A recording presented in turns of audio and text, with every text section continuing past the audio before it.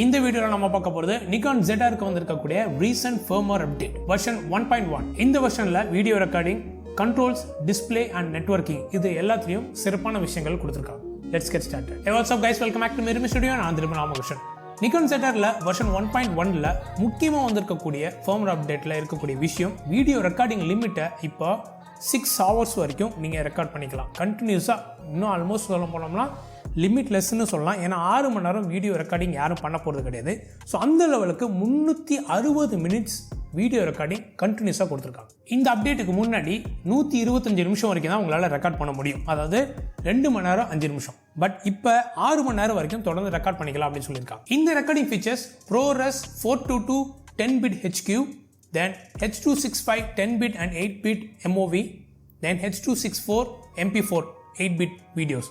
இந்த வீடியோஸ்க்கு எல்லாத்துமே கொடுத்துருக்காங்க. Up to 60 frames per second வரைக்கும் தான் கொடுத்துருக்காங்க. ஸோ இந்த ஃப்ரேம் ரேட்டுங்கிறது up to 60 frames per second வரைக்கும் தான் நீங்கள் இந்த 6 மணி நேரம் வீடியோ ரெக்கார்டிங் டைம் லிமிட்டை நீங்கள் யூஸ் பண்ணிக்க முடியும்.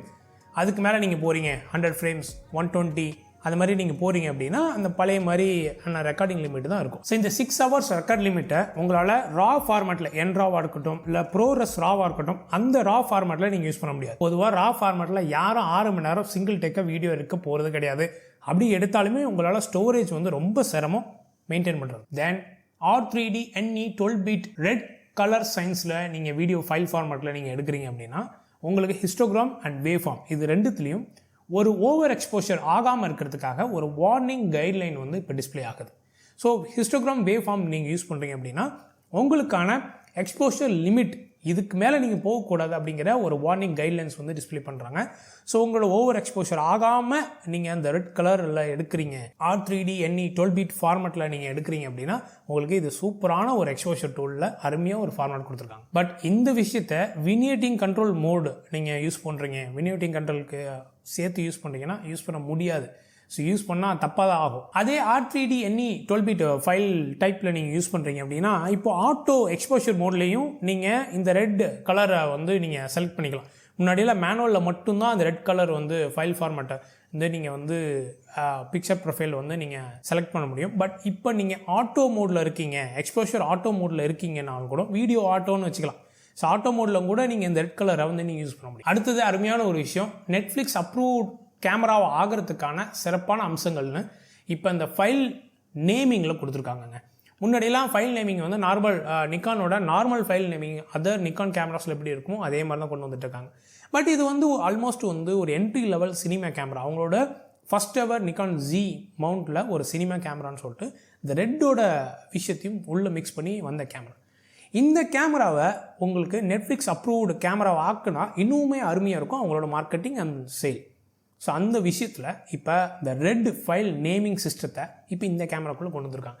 ஆல்ரெடி ரெட் கேமராஸில் இருக்கக்கூடிய அந்த நேமிங் சிஸ்டம் இருக்கும்ல, அந்த ஃபைல் ஃபார்மேட்டை அந்த நேமிங் ஃபார்மேட்டை இந்த கேமராவில் கொண்டு வந்திருக்காங்க. அதாவது 7 டேட்டா பாயிண்ட்ஸை ஒரே நேரத்தில் யூஸ் பண்ண முடியும். Camera ID, reel number, month, day அந்த மாதிரி விஷயங்கள், தென் ரேண்டம் ஐடி நம்பர்னு இந்த மாதிரி 7 வகையான விஷயங்களை உங்களுக்கு இந்த ஃபைல் நேமிங் சிஸ்டத்தில் யூஸ் பண்ணும். ஸோ உங்களுக்கு ஈஸியாக தெரியும் எந்த கேமராவில் எடுத்தது, எந்த கிளிப் நம்பரு, எந்த டேட்டில் எடுத்தது அப்படிங்கிற ஒரு விஷயம் தெரியும். ஸோ ரேண்டம் ஐடி நம்பரை உங்களோட ப்ரொடக்ஷன் யூனிட்டுக்கு ஏற்றாப்புல நீங்கள் யூஸ் பண்ணிக்கலாம்.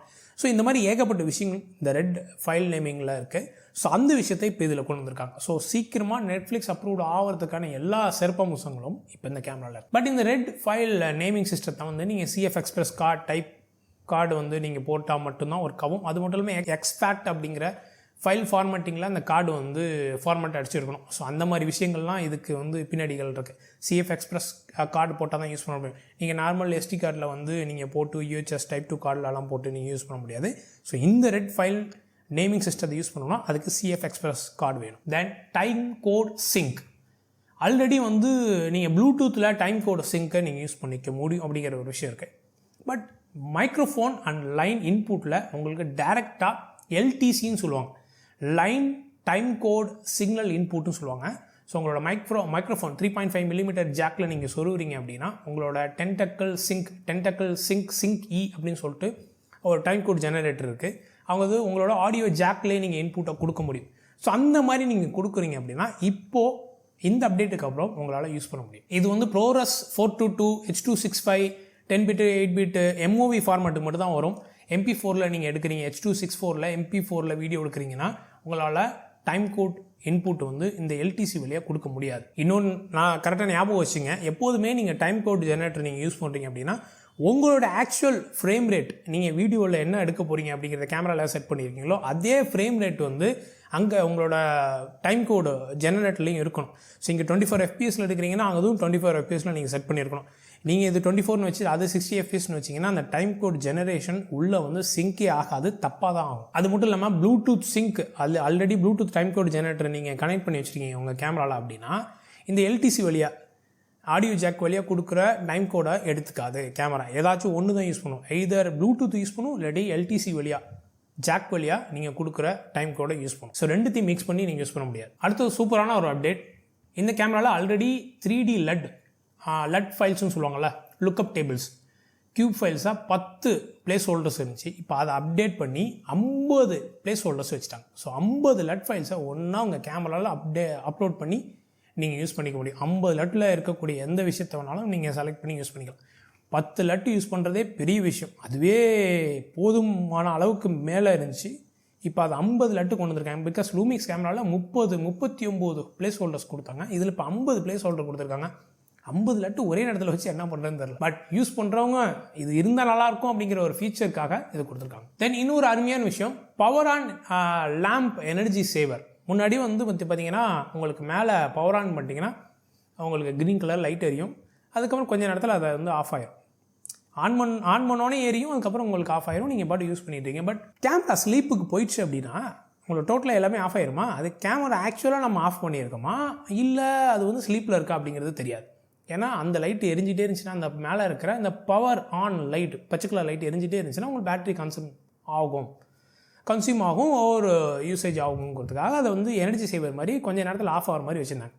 பட் கேமரா ஸ்லீப் ஆனதுக்கப்புறம் அது ஸ்லீப்பில் இருக்க ஆக்சுவல் ஆஃப் ஆகிருக்கான்னு தெரியாது. இப்போ அந்த ஆப்ஷனை நீங்கள் போய் உள்ளே ஆஃப் பண்ணி வச்சுக்கலாம். அதை ஆஃப் பண்ணிக்கிட்டீங்க அப்படின்னா உங்களுக்கு கேமரா ஆன் பண்ணிட்டீங்க அப்படின்னா அந்த பச்சை கலர் லைட் தொடர்ந்து எரிஞ்சிட்ருக்கும். ஈவன் கேமரா ஸ்லீப்புக்கு போனாலும் மேலே பச்சை கலரில் லைட்டு தெரியும். ஸோ உங்களுக்கு தூரத்துலேருந்து பார்த்தா ஸோ இது கேமரா ஸ்லீப்புக்கு போயிடுச்சு, பட் கேமரா ஆக்சுவலாக ஆனில் இருக்குது, ஸ்லீப்பில் மட்டும்தான் இருக்குது அப்படிங்கிறது தெரியும். ஸோ ஹைப்ரினேட் மாதிரி இருக்குது, நீங்கள் எப்போ வேணாலும் அது வேக்கப் பண்ணிக்கலாம் அப்படிங்கிற ஒரு விஷயம் தெரியும். மொத்தமாக மேலே பச்சை கலர் லைட்டே எரியலை அப்படின்னா டோட்டலாக நம்ம பவர் ஆஃப் பண்ணிட்டோம் அப்படிங்கிற ஒரு விஷயமும் தெரியும். ஸோ இந்த ஒரு விஷயம் நிறைய பேர் கேட்டுட்டு இருந்தாங்க. ஸோ அது இந்த அப்டேட்டில் கொடுத்துருக்காங்க. இந்த வெர்ஷன் 1.1ல் உங்களுக்கு வீடியோ ரெக்கார்டிங் லிமிட் வந்து 6 மணி நேரம் ஏற்றிருக்கிறது. 3D கியூப் ஃபைல்ஸுக்கான பிளேஸ் ஹோல்டர் 50 பிளேஸ் ஹோல்டராக வச்சுருக்கிறது. தென் LTC வழியாக ஆடியோ ஜாக் இன்புட் வழியாக உங்களோட டைம் கோட் ஜெனரேட்டரை நீங்கள் சிங்க் பண்ணிக்கலாம் அப்படிங்கிற ஒரு விஷயம். Then R3D NE 12-bit video file ஃபார்மேட்டை நீங்கள் யூஸ் பண்ணுறீங்க அப்படின்னா அதுக்கான ரெட் ஃபைல் நேமிங் சிஸ்டத்தை இப்போ கொண்டு வந்திருக்கிறாங்க. ஸோ ராலியாக இருக்கட்டும் இல்லை நீங்கள் மற்ற ஃபார்மேட்டில் எடுக்கிறதா இருக்கட்டும், ஸோ ரெட் நேமிங் சிஸ்டத்தை நான் யூஸ் பண்ணுறேன் அப்படின்னா யூஸ் பண்ணிக்கலாம். தென் அதே ரெட் கலர் சைஸில் ப்ரொஃபைலில் நீங்கள் எடுத்துகிட்டு இருக்கீங்க அப்படின்னா உங்களுக்கான ஹிஸ்டோகிராம் வேவ் ஃபார்மில் இதுக்கு மேலே எக்ஸ்போஸ் பண்ணக்கூடாதுங்கிறதுக்கான வார்னிங் கைட்லைன்ஸும் கொடுத்துருக்காங்க.